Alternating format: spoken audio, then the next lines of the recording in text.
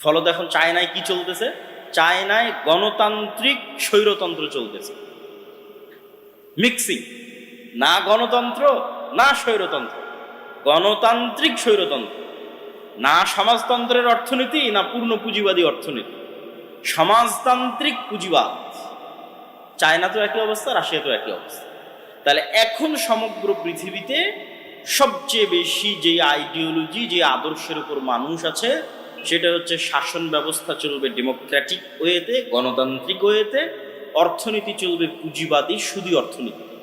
সমাজতন্ত্র আদর্শিকভাবে এটার সাথে ফাইট দিয়ে টিকতে পারে, বিদায় নিয়েছে।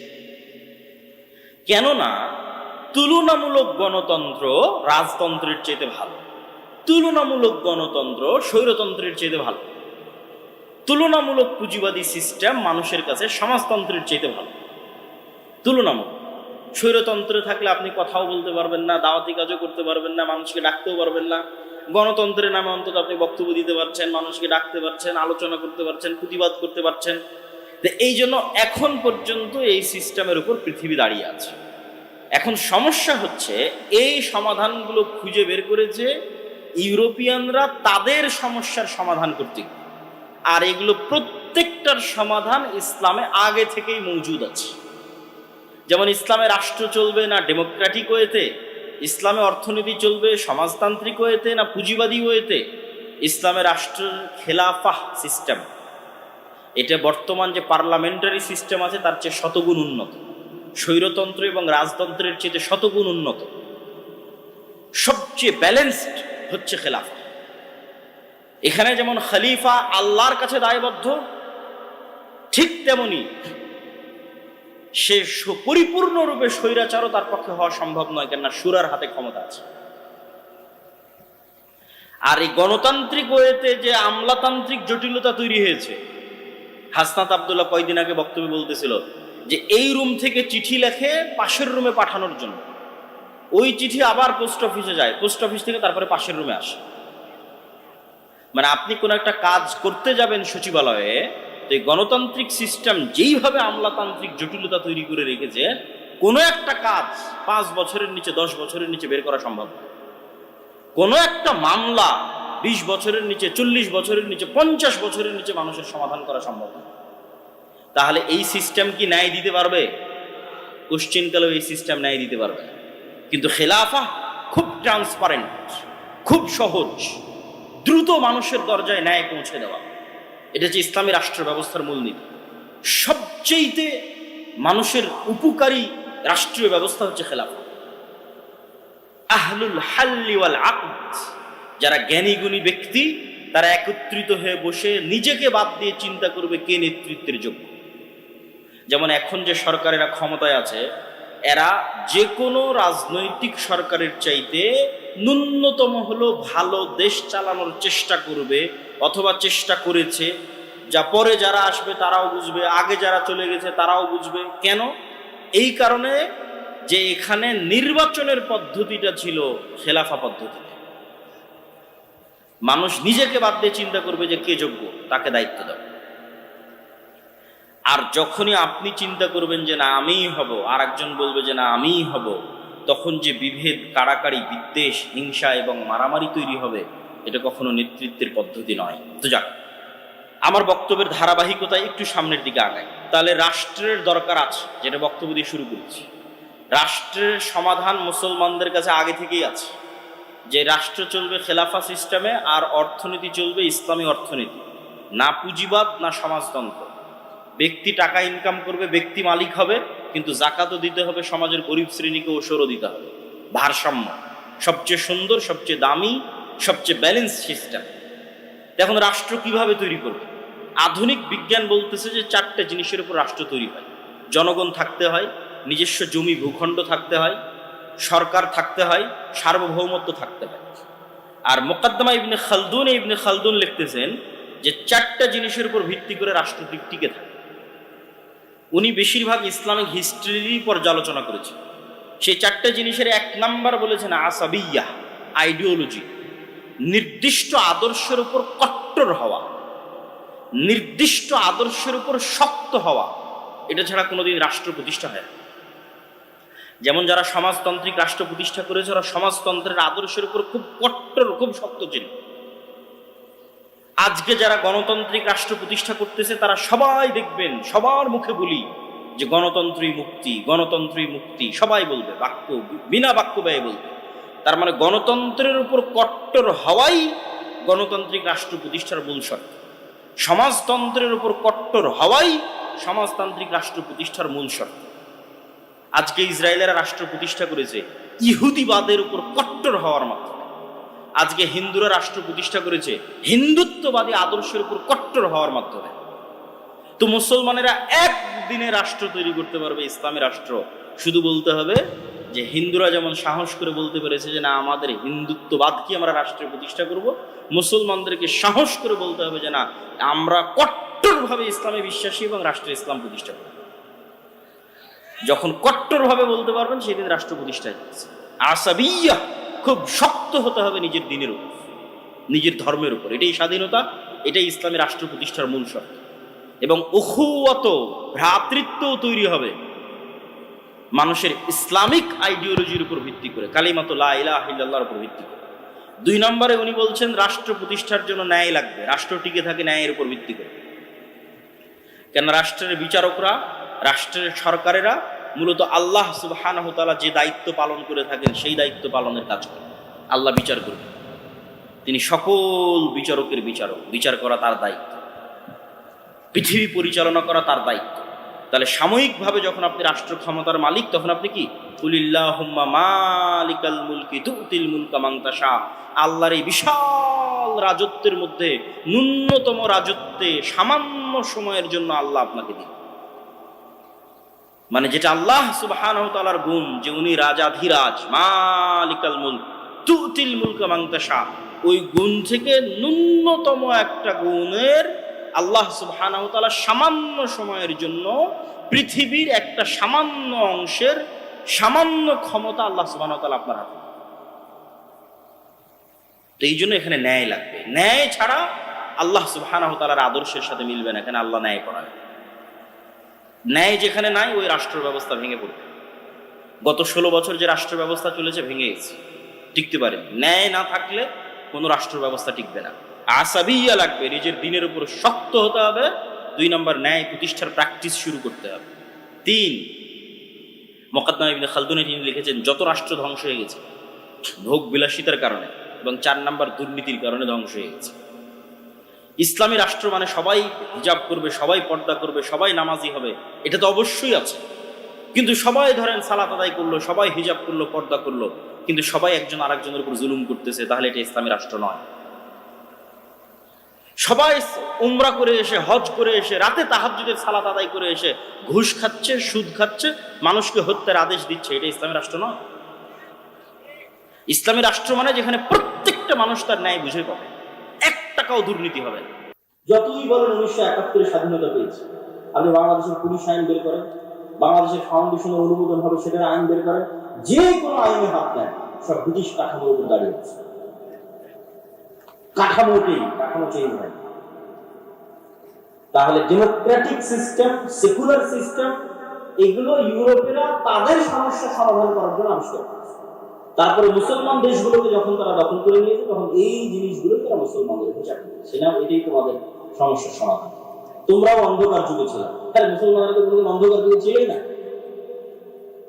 মুসলমানদের ইতিহাসে কখনো খেলাফতি নিজামে এত জুলুম, এত অত্যাচার, এত হত্যা কখনোই হয়নি। গত 100 বছরে খেলাফতবিহীন অবস্থায় যত অত্যাচার, যত জুলুম, যত হত্যা হয়েছে। সম্মানিত উপস্থিতি, তাহলে আমাদের বুঝতে হবে যে ইসলামের রাজনীতি আছে, ইসলামের রাষ্ট্র ব্যবস্থা আছে, আবার গণতন্ত্রই যে একমাত্র মুক্তি, এটাও চরম ভুল। আবার আমি রাজনীতিও করবো না, এটাও চরম ভুল। আমাদের বুঝতে হবে যে ইসলামের রাজনীতি কোনটা, ইসলামের রাষ্ট্র ব্যবস্থা কোনটা, এবং কিভাবে প্রতিষ্ঠিত করা সম্ভব। এবার বাস্তব উদাহরণে আসে, একদম প্র্যাকটিক্যাল উদাহরণে আসে। এই যে জুলাই বিপ্লবের কথা বলা হয়, 2000 মানুষ জীবন দিল, এই 2000 লাশের বিনিময়ে এখন পর্যন্ত শিরকি জাতীয় সঙ্গীতের জায়গা দিয়েছে। কি হয়েছে? কিছু 1972 সালে হুবহু ভারতের সংবিধানকে কপি করে যে সংবিধান তৈরি করা হয়েছে, সংবিধানের জায়গা দিয়েছে। আর কত উদাহরণ নেই। তাহলে কোনো চেঞ্জ নাই। তাহলে কেন এটা রাখা হলো?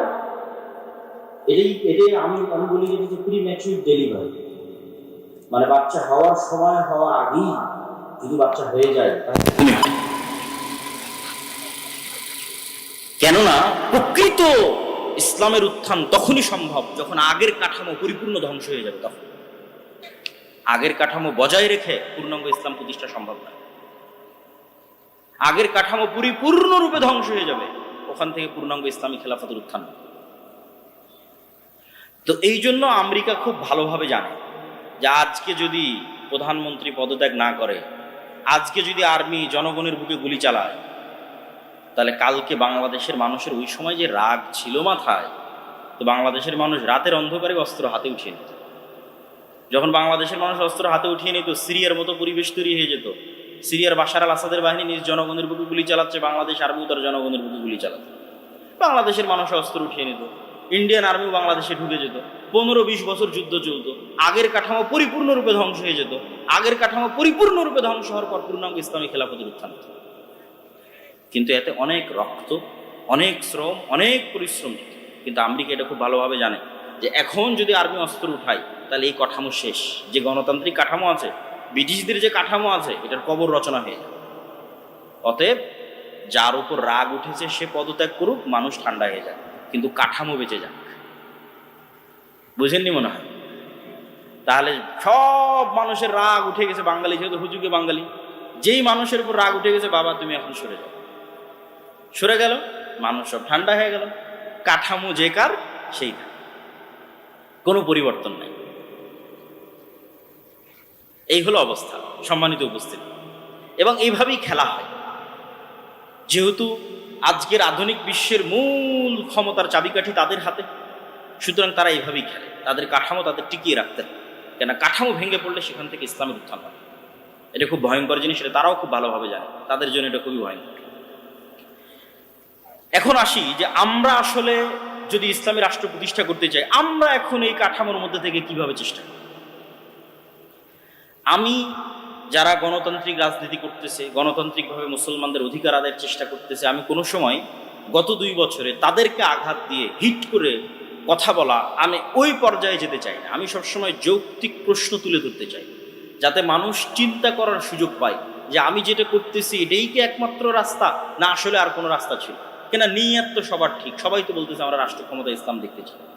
তো সবাই যদি রাষ্ট্র ক্ষমতা ইসলাম দেখতে চায়, তাহলে কিভাবে সম্ভব? আমার ছোট্ট জ্ঞান, আমি যতটুকু বুঝি, আমার ধারণা, আমার চিন্তা চেতনা ভুল হতো।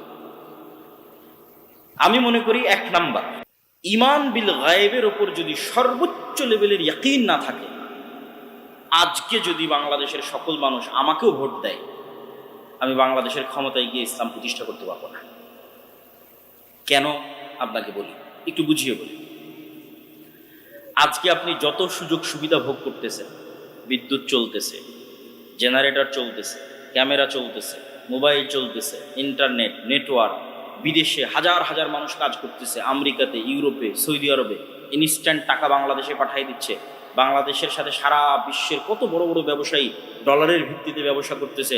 কালকে মনে করেন আজ সারা বাংলাদেশের মানুষ আবেগে হুজুগে আমাকে ভোট দিয়ে দিল যে ঠিক আছে, আজকে আমি বাংলাদেশের ক্ষমতার মালিক হয়ে গেলাম একচ্ছত্র, এবার আমি স্ট্রিক্টলি ইসলাম বাস্তবায়ন করতে যাচ্ছি।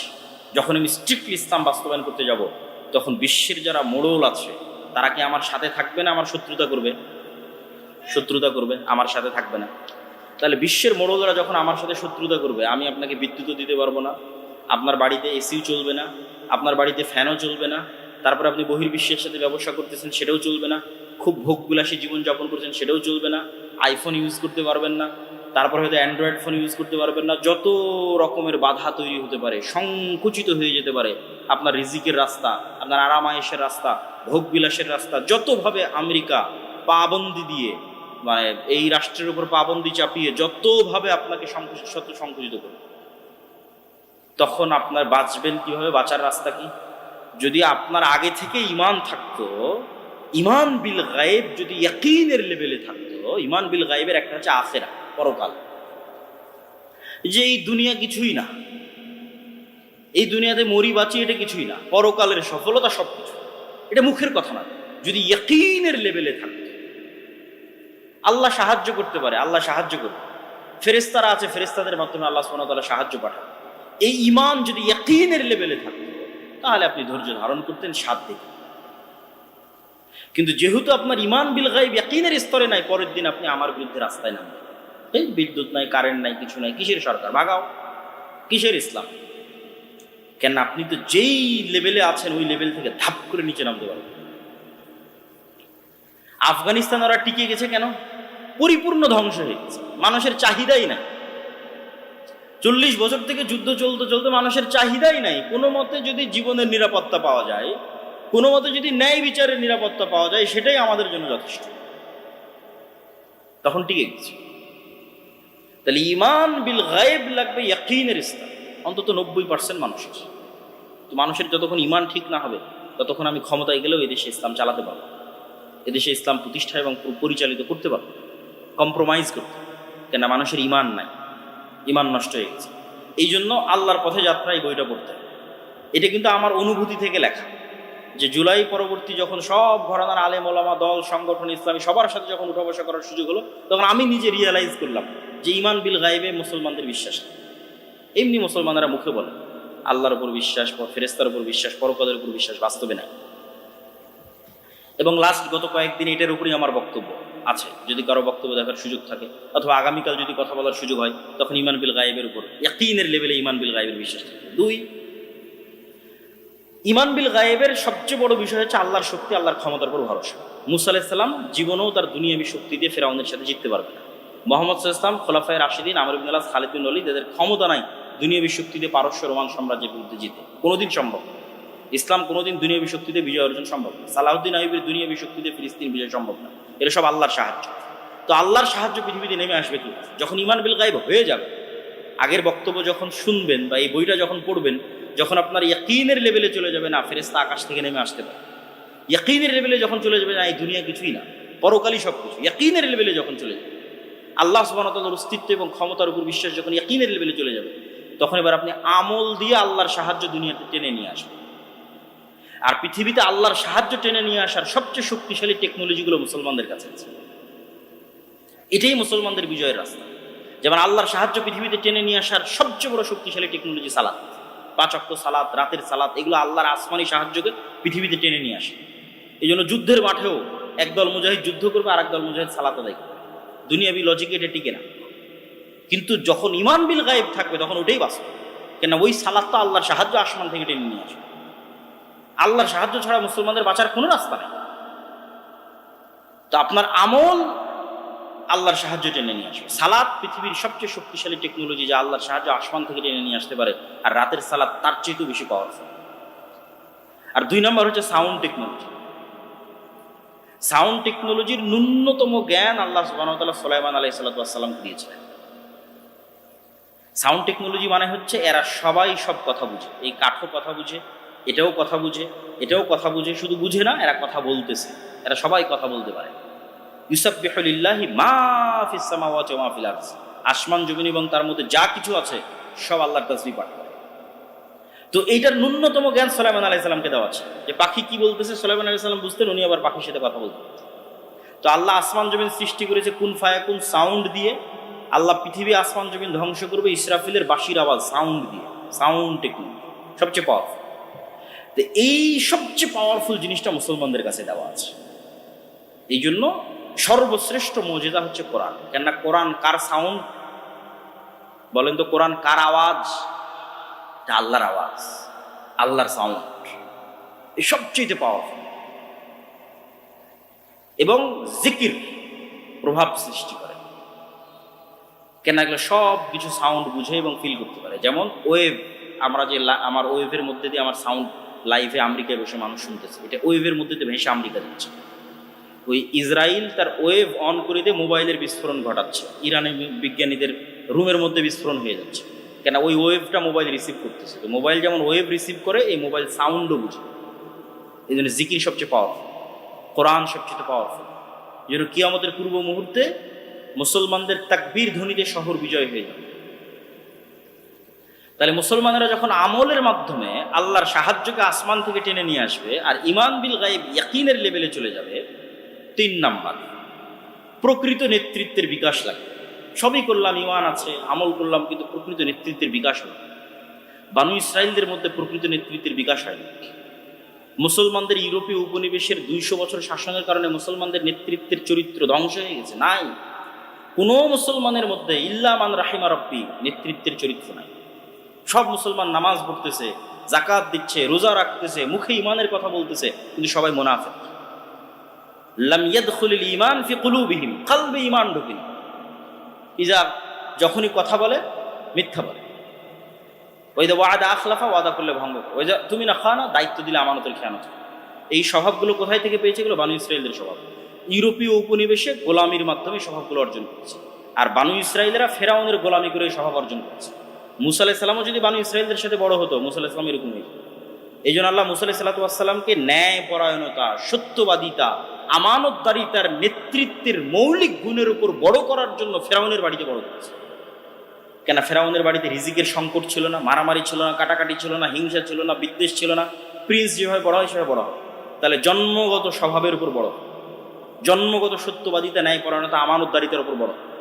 আর গোলাম মারামারি করবে, কাটাকাটি করবে, হিংসা করবে, বিদ্বেষ করবে, সে তো নেতা হতে পারে। এই জন্য ইউরোপিয়ানরা ডেমোক্রেসিকে, গণতন্ত্রকে আরো জিইয়ে রেখেছে মুসলিম দেশগুলোতে, যারা মুসলমানদের মধ্যে যাতে কোনোদিন প্রকৃত নেতার আবির্ভাবই না। কেননা যখনই গণতান্ত্রিক রাজনীতিতে অংশগ্রহণ করবেন, আরেকজনের বিরুদ্ধে বলবেন, মিথ্যা বলবেন, তারপরে হিংসা করবেন, বিদ্বেষ করবেন, তাহলে তো আপনি আল্লাহর দৃষ্টিতে প্রকৃত নেতা হতেই পারবেন। ক্ষমতা তো আল্লাহ দিবে, তা আল্লাহর দৃষ্টিতে তো প্রকৃত নেতা হতে হবে, ক্ষমতা পাওয়ার যোগ্য হতে হবে। ঈমান বিল গায়ব আছে, ইয়াকিন আছে, আমাল আছে, কিন্তু প্রকৃত নেতৃত্বের বিকাশ। প্রকৃত নেতৃত্বের বিকাশের জন্য সব নবী যেই গুণের উপর ছিলেন, সত্যবাদিতা, আমানতদারিতা, ন্যায় পরায়ণতা, সেই গুণের উপর আসা লাগবে আমাদেরকে।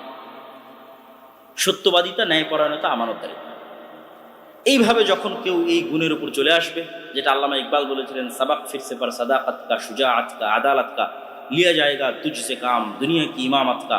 উনি গোটা ইউরোপ, আমেরিকা সব সফর করে দেখেছেন যে মুসলমানদের কোনো সমস্যাই নাই।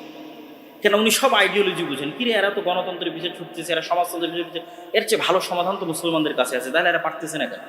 এগুলো সব উনি বুঝতেন।